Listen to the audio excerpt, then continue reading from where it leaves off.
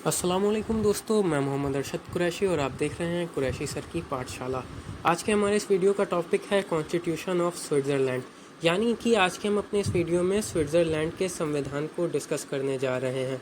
Switzerland का संविधान ये बहुत ही इम्पोर्टेंट टॉपिक है पॉलिटिकल साइंस का, बीए सेकेंड ईयर का। तो आज के हम अपने इस वीडियो में इसी टॉपिक को डिस्कस करेंगे। तो टाइम ना वेस्ट करते हुए शुरू करते हैं अपने वीडियो को।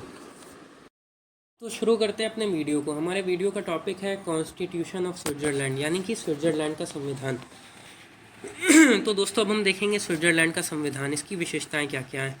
स्विट्ज़रलैंड के सबसे संविधान की एक बड़ी विशेषता है कि ये लोकतंत्र है, ये गणराज्य है, यानी कि ये रिपब्लिक है। यूरोप में एक छोटा सा देश है, ये संघीय गणराज्य है, यानी कि ये फेडरल। संघीय मतलब होता है छोटे छोटे राज्य मिलकर एक संघ में मिले होते हैं, ये संघीय गणराज्य है। इसमें 26 कैंटन्स या राज्य शामिल हुए हैं। 26 कैंटन्स हैं, जिसमें 23 कैंटन्स को फुल कैंटन्स 20 फुल कैंटन्स हैं और 6 हाफ कैंटन्स हैं। यानी कि कुल मिलाकर गिना जाए कुल तो पूरे संपूर्ण 23 राज्य हैं। स्विट्ज़रलैंड की राजधानी बर्न है, जबकि जिनेवा और ज्यूरिख इस देश के अन्य विश्व प्रसिद्ध शहर हैं। स्विट्ज़रलैंड का ये फ्लैग होता है, आप ये देख रहे हैं, सभी ईसाई देशों की तरह इसके फ्लैग में भी क्रॉस बना हुआ है। तो क्या बात है स्विट्ज़रलैंड के संविधान की जो इसे बाकी देशों से अलग करती है। यूँ तो स्विट्ज़रलैंड एक बहुत ही खूबसूरत देश है। यहाँ पहाड़ हैं, झीलें हैं, ये वादियों से बना हुआ देश है। इसका क्षेत्रफल लगभग भारत के राज्य केरल के इतना है। लेकिन यहाँ इसका एक अनूठा संविधान है जो पॉलिटिकल साइंस के स्टूडेंट्स का इस ओर ध्यान केंद्रित करता है, क्योंकि ये अध्यक्षात्मक और संसदात्मक शासन प्रणाली का मिश्रण है। यहाँ का प्रत्यक्ष लोकतंत्र अंतर्राष्ट्रीय राजनीति में स्विट्ज़रलैंड की स्थायी तटस्थता, यानी ये किसी भी संघ का देश सदस्य नहीं है। 1900 प्रथम विश्व युद्ध और द्वितीय विश्व युद्ध में भी ये एक स्थायी तटस्थ राज्य था। इसकी स्थायी तटस्थता को ना तो हिटलर और ना ही मुसोलिनी किसी ने भी भंग नहीं किया। ये एक स्थायी तटस्थ राज्य है, यानी ये किसी भी गुट का सदस्य नहीं है। तो आगे देखते हैं इसके संविधान का विकास कैसे कैसे हुआ। तो स्विट्ज़रलैंड के एकीकरण की जो प्रक्रिया थी वो 1291 ईस्वी में शुरू हो गई थी और 1848 ईस्वी में पूरी हुई, यानी 1848 ईस्वी में इसका संविधान बनके तैयार हुआ। स्विट्ज़रलैंड के लोगों ने अब तक 1848 से 1999 तक 3 संविधान देखे हैं। 1848 का संविधान 1874 में संशोधन हुआ और 1999 में पूर्ण रूप से संशोधन हो गया। 1999 में एक नया संविधान बना जिसे मॉडर्न संविधान यानी आधुनिक स्विट्ज़रलैंड का संविधान कहते हैं, जो आज तक के चला आ रहा है। अब देखते हैं संविधान की विशेषताएं। स्विट्ज़रलैंड के संविधान की क्या क्या विशेषताएं हैं 1874 ईस्वी के संविधान की, यानी कि जो इस संविधान से पहले संविधान था। तो स्विट्ज़रलैंड एक संघीय विधानसभा ने नए संविधान को तैयार किया। जनमत संग्रह के अनुमोदन के बाद 29 मई 1874 ईस्वी को ये संविधान लागू हुआ। इस संविधान में कुल 123 धाराएं थीं, यानी कि 123 आर्टिकल्स थे। केंद्र की शक्ति में काफ़ी वृद्धि की गई थी इस संविधान में और संघीय न्यायाधिकरण की शक्तियों को बढ़ाया गया था। कैंटन की जो न्यायिक शक्तियाँ थीं, न्याय प्रणाली की शक्ति थी, उसको समाप्त कर दिया गया था। इस संविधान की ये विशेषता थी। उसके बाद में इस संविधान में पूर्ण रूप से संशोधन हुआ। फिर स्विट्ज़रलैंड में आया एक नया संविधान जिसे हम कहते हैं 1999 का संविधान, जो अब तक चल रहा है। इस संवैधानिक मसौदे को 18 दिसंबर 1998 को स्विस संघीय असेंबली यानी स्विस असेंबली फेडरल असेंबली ने अपनाया था।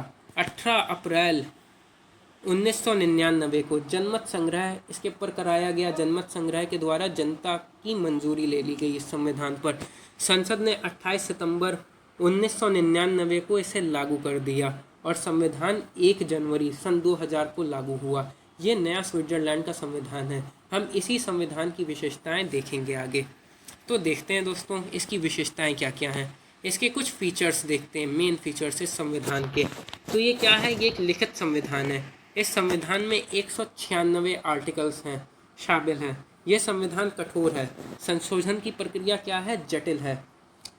अब इसकी विशेषताएं देखते हैं। यहाँ एक प्यूरल एग्जीक्यूटिव है, यानी बहुल कार्यपालिका है, यानी संघ की शक्ति किसी एक व्यक्ति या सरकार के हाथ में नहीं, बल्कि महासंघ की सभी शक्ति कार्यकारी शक्तियों को 7 सदस्यों की एक संघीय सरकार को दे दिया गया है, जो संघीय परिषद कहलाती है। उसी को हम लोग बहुल कार्यपालिका कहते हैं। तो आगे देखते हैं हम यहाँ की विधायिका। यहाँ द्विसदनीय विधायिका है। स्विस संसद का उच्च सदन राज्यों की परिषद कहलाती है। जो उच्च सदन होता है उसे राज्यों की परिषद कहते हैं। और जो इसका निचला सदन होता है, यानी कि जो स्टेट्स कैंटन्स का प्रतिनिधित्व कहता है, उसे राष्ट्रीय परिषद कहते हैं। प्रत्यक्ष लोकतंत्र के उपकरण यहाँ पर क्या क्या हैं? यहाँ पर जनमत संग्रह है, पहल यानी आरंभक इनिशिएटिव, और लैंडज़माइंड है। संसदात्मक एवं अध्यक्षात्मक शासन प्रणाली का मिश्रण है स्विट्जरलैंड के संविधान में। संघीय कानूनों पर कोई न्यायिक समीक्षा या न्यायिक पुनरावलोकन नहीं हो सकता। स्विट्जरलैंड के सर्वोच्च न्यायालय को ये शक्ति रही प्राप्त है कि वो संसद द्वारा निर्मित कानूनों का न्यायिक पुनरावलोकन कर सके।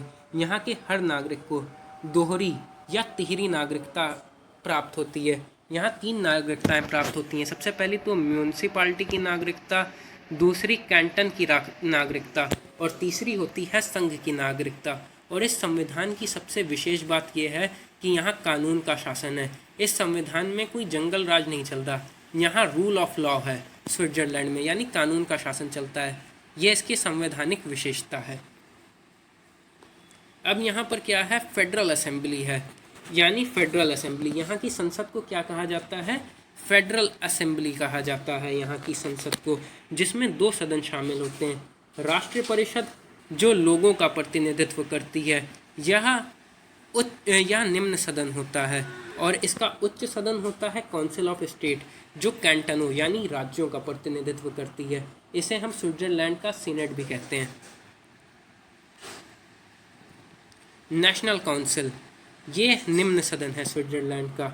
इसकी सदस्य संख्या 200 होती है और इनका कार्यकाल 4 वर्ष का होता है।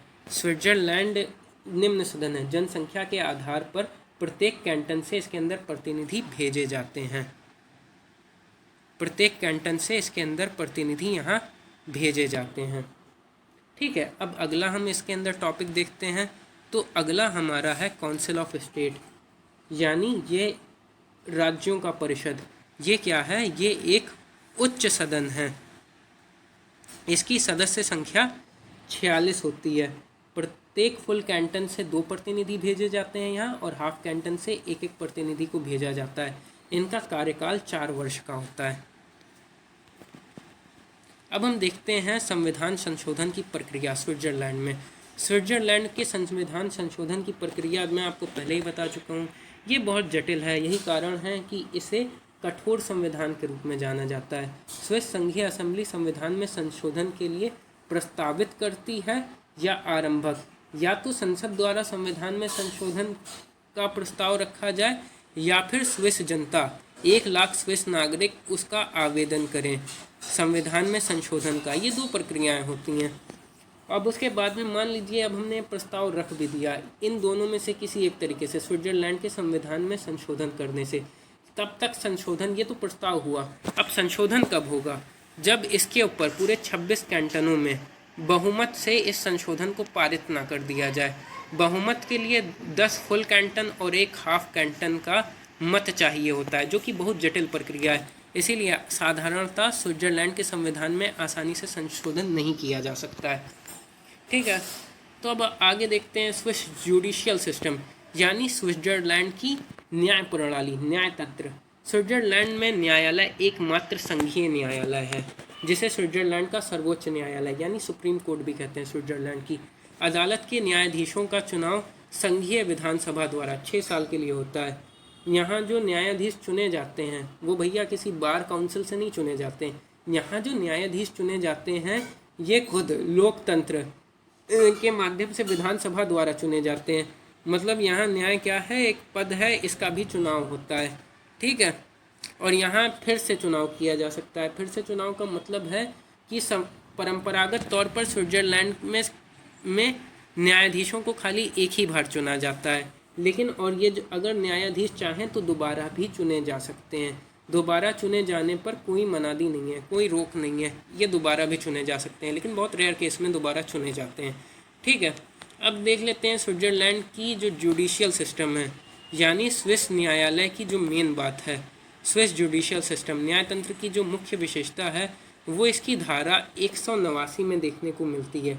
इसकी धारा 189 के अनुसार संघीय संसद द्वारा निर्मित कानूनों को न्यायालय में, सर्वोच्च न्यायालय में चुनौती नहीं दी जा सकती।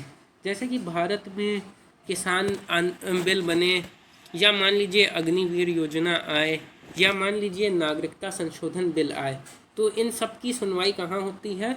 हमारे सुप्रीम कोर्ट में। सुप्रीम कोर्ट में हम संसद द्वारा निर्मित कानूनों को चुनौती दे सकते हैं इंडिया में।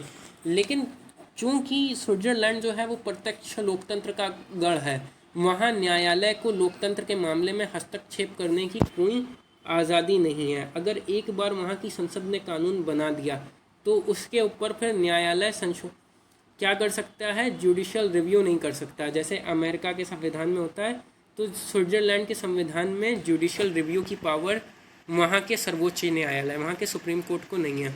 उम्मीद करता हूँ आपको ये वीडियो अच्छा लगा होगा। ये वीडियो है, इसमें कुछ की नोट्स हैं जो बीए सेकेंड ईयर के पॉलिटिकल साइंस के पेपर के लिए ज़रूरी है, तो मैंने इसको कवर कर दिया है। अगर आपको हमारा ये वीडियो अच्छा लगे तो हमारे वीडियो को लाइक करें, चैनल को सब्सक्राइब करें, साथ ही साथ कमेंट सेक्शन में अपनी राय का इजहार ज़रूर करें। Thanks for watching.